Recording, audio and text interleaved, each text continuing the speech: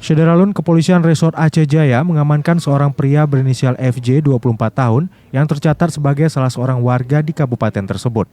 Kapolres Aceh Jaya AKBP Harian Amir melalui Kasareskrim Ibtu Lutfi Arinugraha membenarkan jika ada seorang pria yang diamankan pihaknya.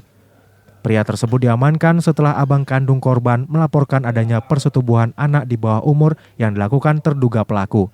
Dalam kasus itu sendiri, korban diketahui merupakan warga Aceh Barat yang masih berusia 16 tahun.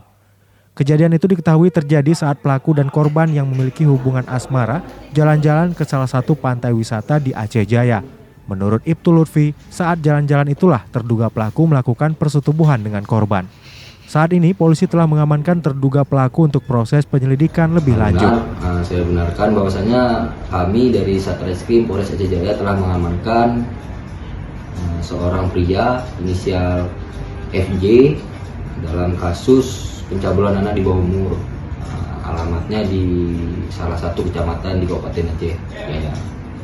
Untuk perkara ini kejadian pada hari Jumat tanggal 14 Januari 2022 sekitar pukul 18.45 bertempat di pantai Desa Lunggayo, Kecamatan Pasiraya, Kabupaten Aceh Jaya. Untuk korban sendiri berinisial MA dan untuk terlapor tersendiri tersangka yaitu FJ. Alamat di salah satu kecamatan di Kabupaten Aceh Jaya. Untuk laporan sendiri pertama kali diterima oleh Polsek Tenom pada tanggal 25 Januari 2022. Lalu Polsek Tenom melimpahkan kasus tersebut kepada pihak dari Polres Aceh Jaya, yaitu ke kami.